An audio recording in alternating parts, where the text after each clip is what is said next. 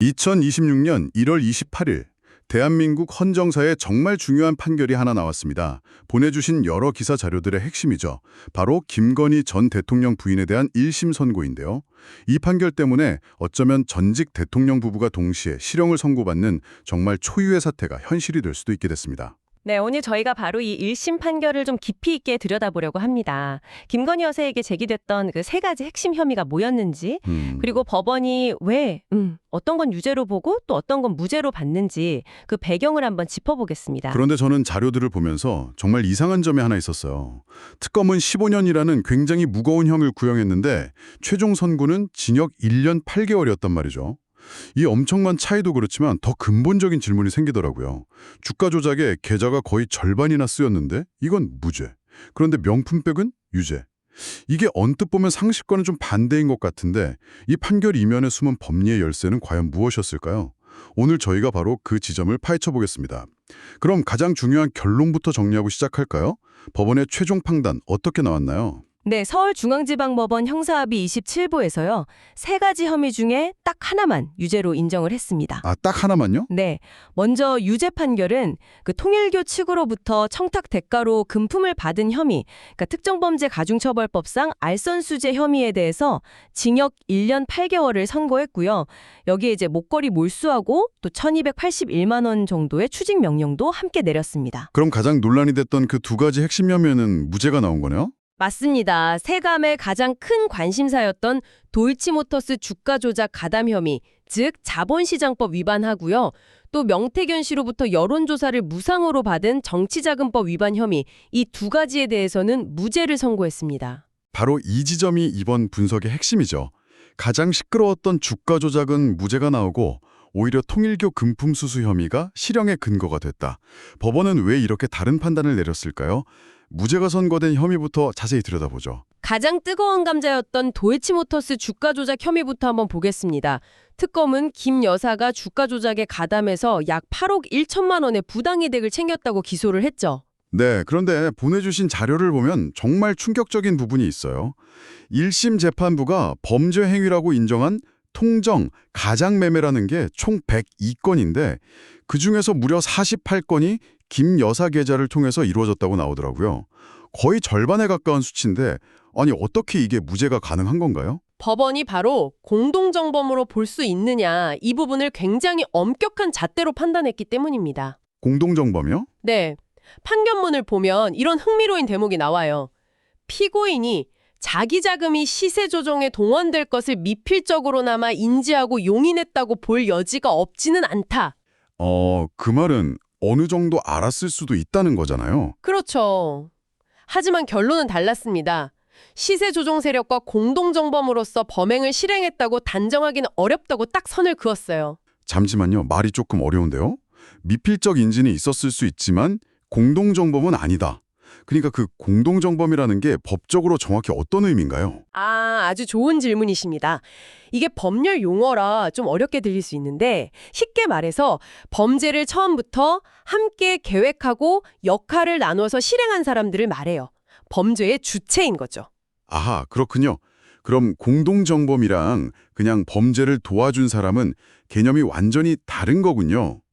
비유를 하자면 은행 강도 계획을 처음부터 같이 짜고 망을 본 사람은 공동정범이지만 그 사람들이 도망갈 차를 빌려주면서 어디에 쓸지는 잘 모르지만 좋은 데는 안 쓰겠지라고 어렴풋이 생각만 한 사람은 그 사람은 방조에 가깝다는 거네요. 정확합니다. 아주 완벽한 비유예요. 그런데 특검은 김 여사를 전자인 공동정범으로 기소했는데 법원은 증거가 부족하다고 본 거고요. 맞습니다. 법원은 김 여사가 주가 조작 계획을 처음부터 함께 짜고 또 적극적으로 실행에 옮겼다고 볼 직접적인 증거가 부족하다고 판단한 겁니다. 계좌가 이용된 정황은 인정하지만 그게 범죄의 주체였다는 걸 입증하지는 못했다는 거죠. 듣다 보니까 궁금한 점이 생겼어요. 김 여사 말고도 이 사건에 연루된 다른 전주, 이건 돈을 댄 투자자들이 더 있었을 텐데요. 그 사람들은 어떻게 됐나요? 자료에 혹시 비교해 볼 만한 사례가 있나요? 네, 바로 그 지점이 이 판결을 이해하는 데 아주 중요합니다. 자료에 나오는 또 다른 투자자 손모 씨의 사례가 대표적인데요. 이분도 2차 작전에 계좌를 빌려준 전주였는데 1심에서는 무죄였다가 항소심에서 방조 혐의로 유죄 판결을 받았어요. 잠시만요. 이건 정말 이상한데요? 자료를 다시 보니까 그 손 씨라는 분은 오히려 1억 원 넘게 돈을 잃었고 법원이 유죄로 인정한 불법 거래 건수는 0건이에요. 그런데 방조죄로 유죄가 나왔고요. 네, 그랬죠. 반면에 김 여사는 10억 원 이상 수익을 냈고 불법 거래에 48번이나 연루됐는데 무죄라니요. 이건 상식적으로 납득이 잘 안 갑니다. 법은 왜 이런 역설적인 결론을 내린 건가요? 네, 바로 그 역설적인 결과 때문에 많은 논란이 있었죠. 법의 논리는 이렇습니다. 검찰이 어떤 혐의로 기소했느냐가 중요해요. 특검은 김 여사를 주범격인 공동정범 혐의로만 기소했습니다. 아, 공동정범 혐의로만요? 네, 법원은 기소된 혐의에 대해서만 판단할 수 있거든요. 그래서 재판부는 김 여사가 주범인가? 라는 질문에 대해서만 증거 불충분이라고 답을 한 겁니다. 만약 특검이 예비적으로 주범이 아니라면 최소한 도와준 죄라도 있다면서 방조 혐의를 함께 기소했다면 결과가 달라졌을 수도 있다는 분석이 나오는 이유죠. 알겠습니다. 법리적으로는 그렇다는 말씀이시지만 사실 청취자분께서 보내주신 기사들의 여론을 보면 상식적으로 말이 안 된다는 반응이 대부분이거든요.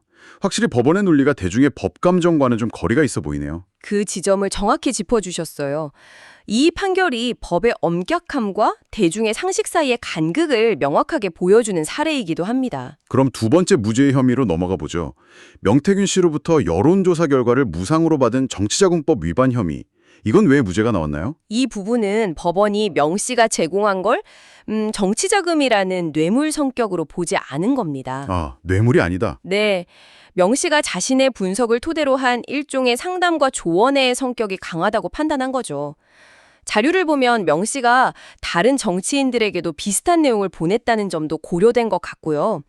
따라서 윤석열 전 대통령 부부가 그 여론조사 비용만큼의 구체적인 경제적 이익을 얻었다고 단정하기는 어렵다고 본 겁니다. 결국 주가 조작 혐의는 함께 모의했다는 직접적인 증거의 벽을 넘지 못한 셈이군요. 그런데 법원이 이렇게까지 증거를 엄격하게 본 것과 달리 유죄로 인정한 혐의에서는 굉장히 단호한 태도를 보였어요. 돈과 청탁의 오간 흔적이 명확했기 때문이죠.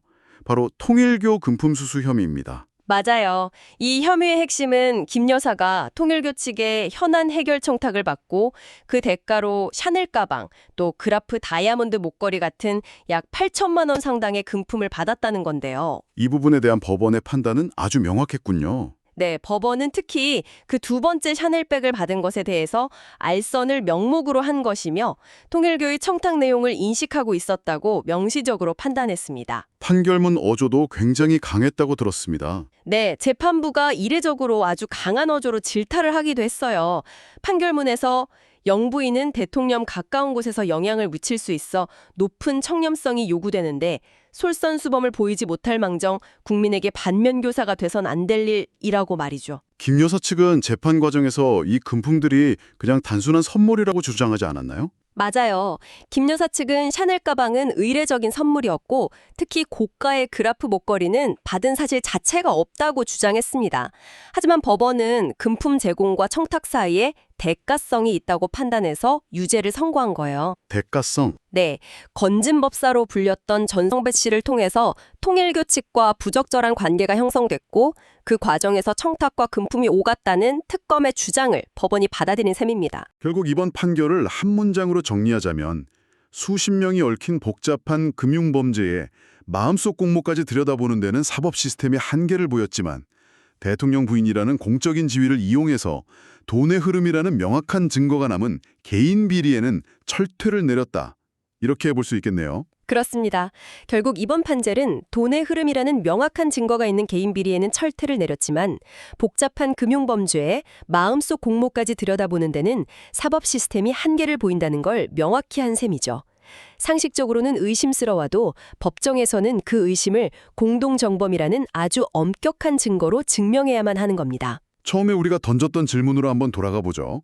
특검 구형 15년, 실제 선고 1년 8개월.